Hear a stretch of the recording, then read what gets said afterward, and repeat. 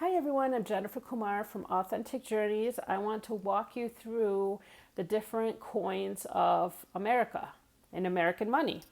Now, I understand that many people aren't traveling right now because of the COVID lockdown still, and the travel restrictions will ease up as we go through the time period. However, at some point, people will have travel plans to come to the U.S., and maybe some people are in the US, they're still newcomers to America and they want to learn about American money. So this tutorial is for you. I'm going to go through each denomination of the money, how much it's worth, the name of that coin, and how to pronounce it. And then I'm going to compare the coins in the look and feel, and then I'm going to talk about how much each one is worth in comparison to each other, and maybe some idioms around money. So let's start with this penny. Penny is the lowest denomination, and it's copper in color, copper coin, and it's round. And if you've ever seen the TV show Big Bang Theory, one of the characters is named Penny. So in this case, this particular type of money can also be a name of a girl, Penny. So penny is worth 1 cent.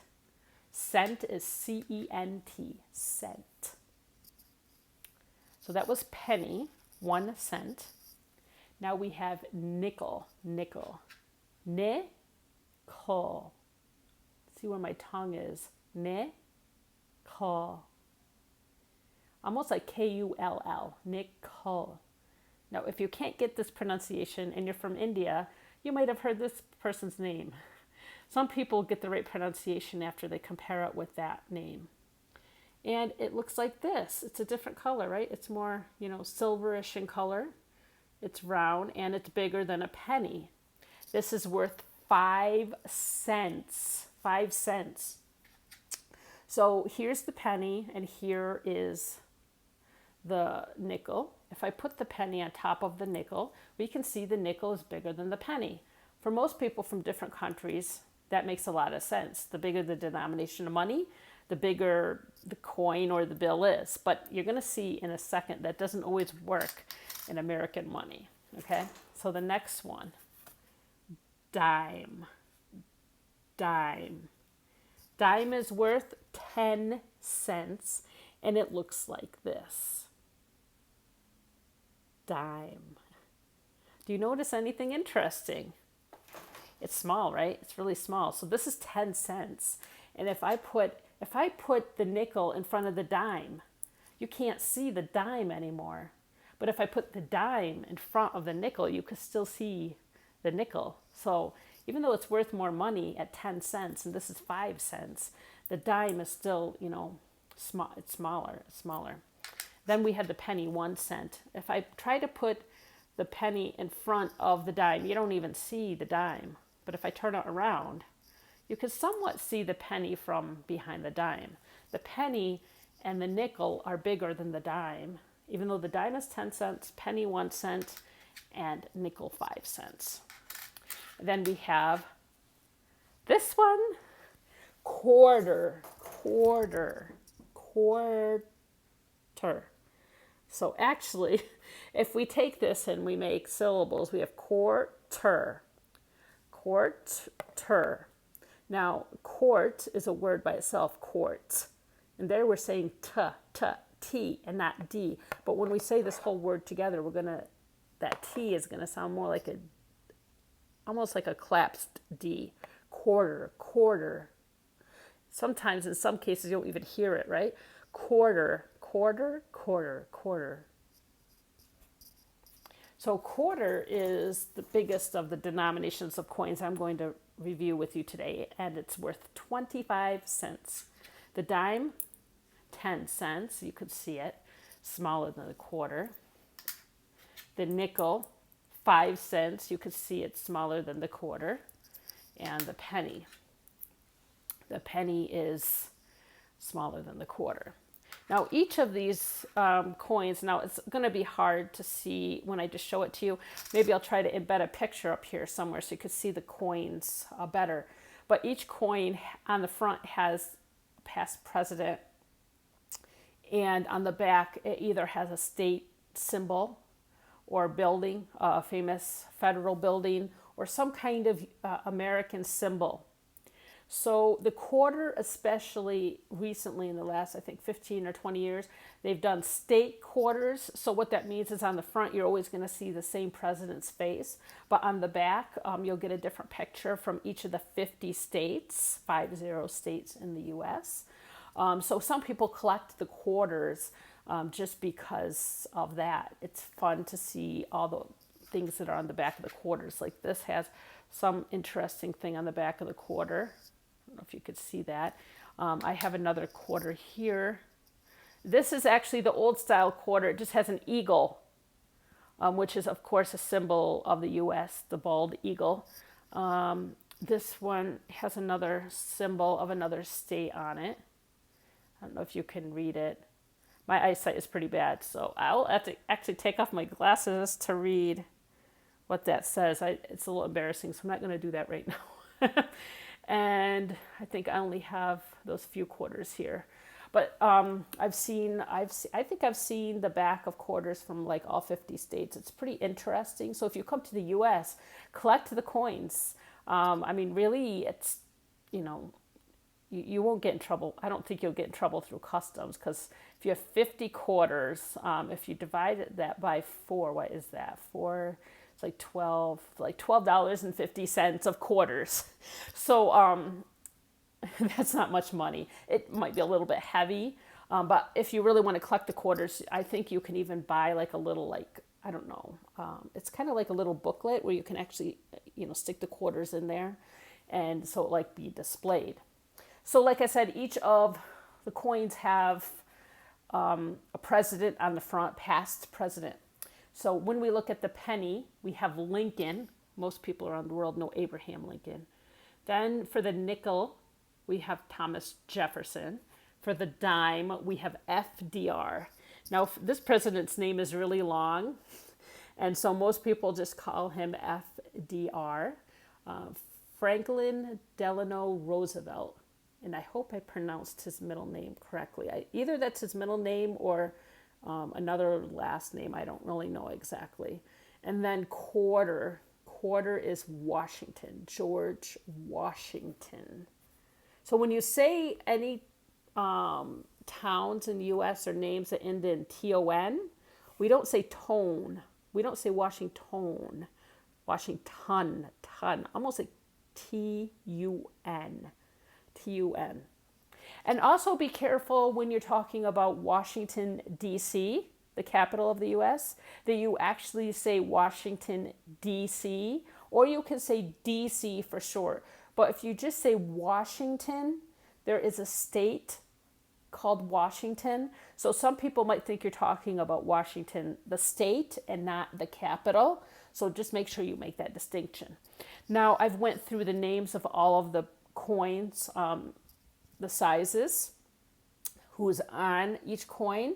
But there's another interesting thing with these coins. So as you know, you can see that they're all different sizes.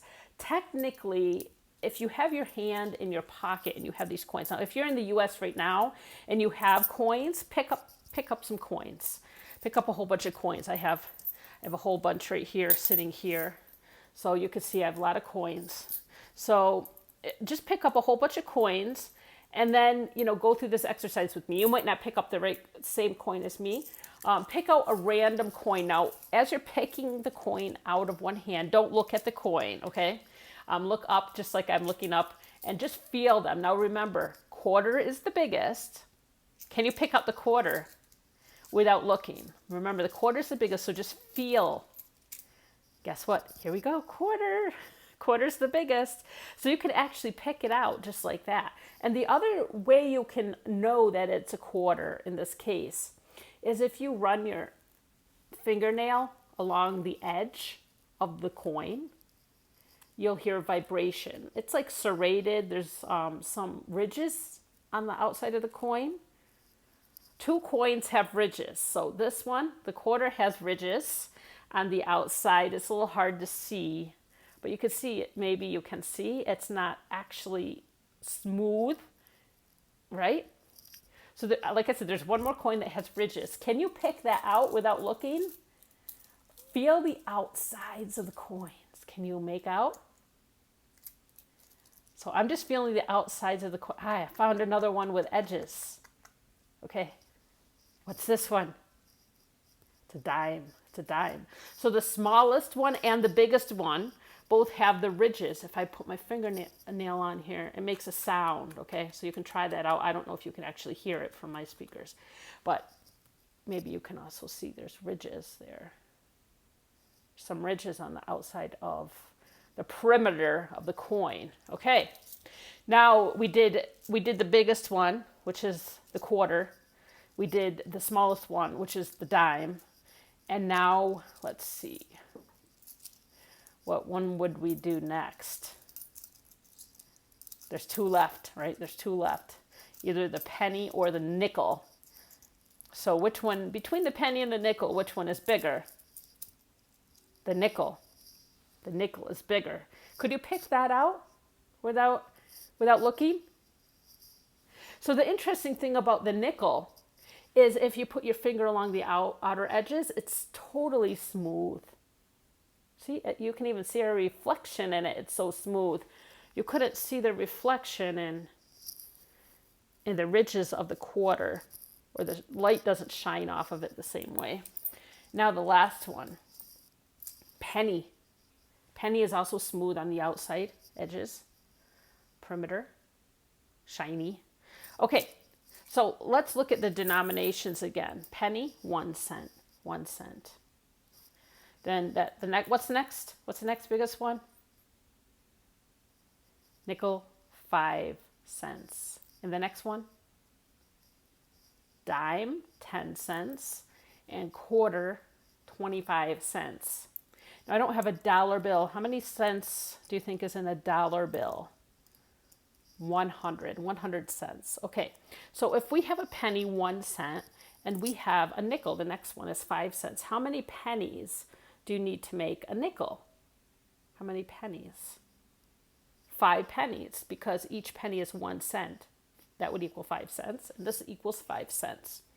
How many pennies would I need to make a dime? Penny. Oops, penny. Dime. How much is a dime? 10 cents. How much is a penny? 1 cent. Yes, so you need 10 pennies to make a dime. Now 25 cents, quarter. How many cents, 1 cent, do you need to make 25 cents? Yes, 25, right? And I said a dollar is 100 cents. So you need 100 pennies to make a dollar, right? Well, that's why nobody carries around all this change. Nobody wants to count it. It takes a long time. So we have a nickel. A nickel is 5 cents, right? So 5 cents. How many nickels make a dime? How much is a dime? 10 cents. 5 cents nickel. 2 nickels make a dime. 2 nickels make a dime. Now we have a quarter. 25 cents. Nickel, 5 cents. How many nickels make a quarter? 5. Because 5 cents, 5 nickels, 25 cents. And how many nickels, 5 cent pieces, that's an idiom, I'll tell you in a minute, 5 cents, make up a dollar. A dollar is 100 cents. You need 20 of these to make a dollar. Now dime. How many dimes make a quarter? This might be a little bit confusing, right? Quarter is 25 cents and a dime is 10 cents. You actually need either two dimes, that would equal 20 cents, and a nickel, or 2 dimes and 5 pennies, or you can have 1 dime and 3 nickels, 1 dime and 15 cents, 1 dime and 2 nickels, and 5 pennies. So if you have a bunch of coins, you can do all this math and put it out on the table and play around with it. People find it fun. When I do it in the training program, everyone loves to kind of play around and make out the denominations. So oops, I was with a dime. How many dimes are in a dollar bill? Dollar bill is 100 cents. This is 10 cents. So 10 of these, right? 10 of these. Now quarter's the last one. Quarter. How many cents was it again? 25. How many quarters go into a dollar? 100 cents. Yes, so that's 4 quarters make a dollar. Now, when I use an idiom, 10-cent piece. So all these, in the olden days, people used to call these by their denomination and not their name. So I said this was a penny, they might call it a 1-cent piece. This was a nickel, they might call it a 5-cent piece. This is a dime, they used to call it a 10-cent piece. And this is a quarter, some used to call it a 25-cent piece.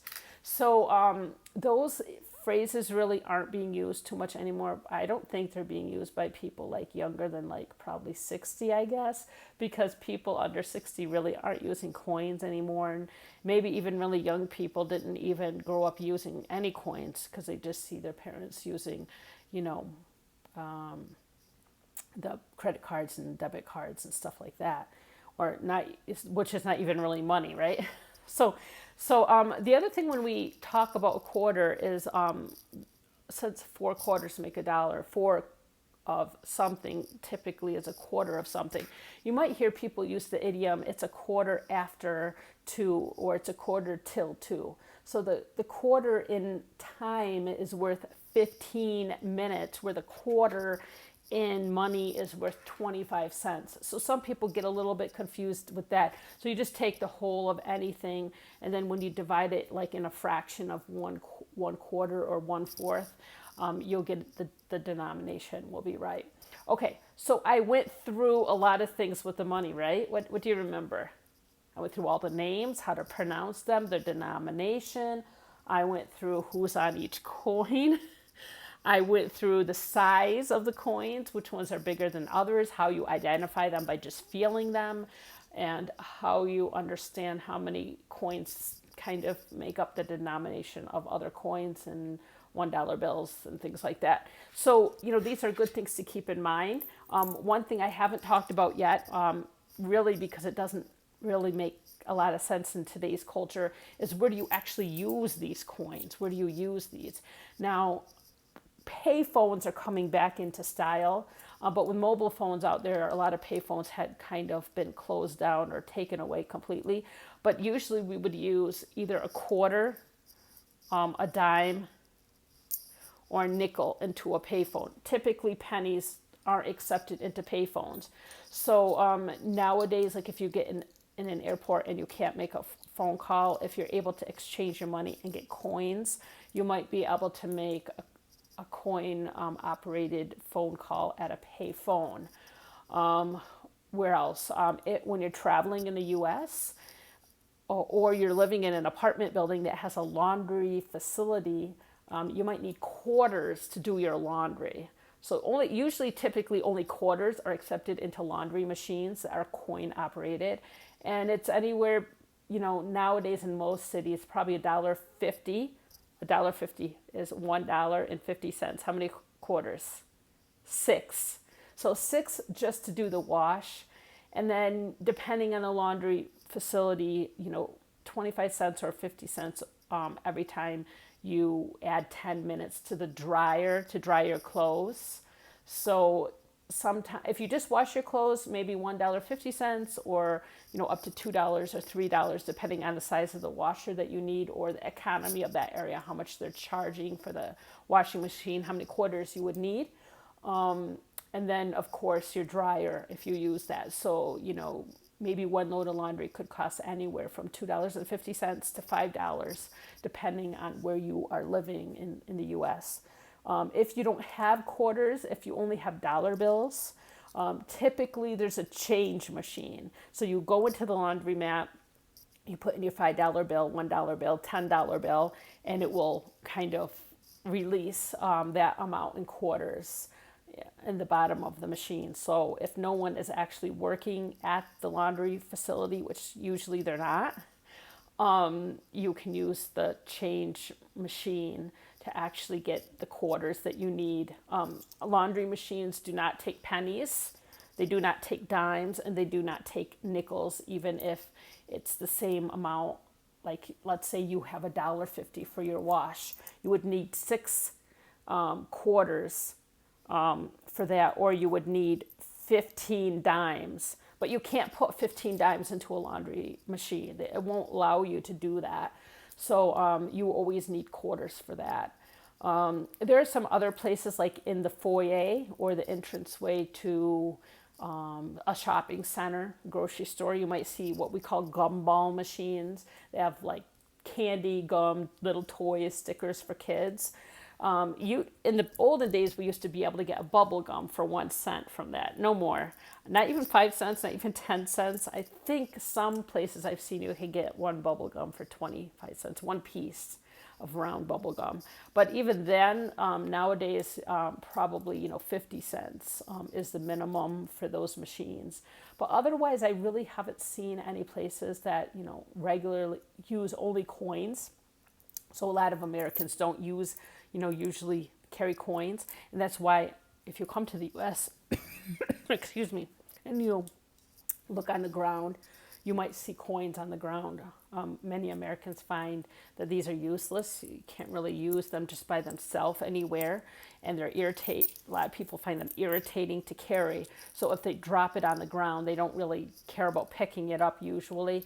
So sometimes you can find coins on the ground. I actually found a coin on the ground yesterday after not going outside of the house for 2 weeks. So that was a little interesting. So anyway, this was a long tutorial on American coins. I hope this answered all your questions about coins and will get you prepared when you come to the U.S. to understand a little bit more about coins.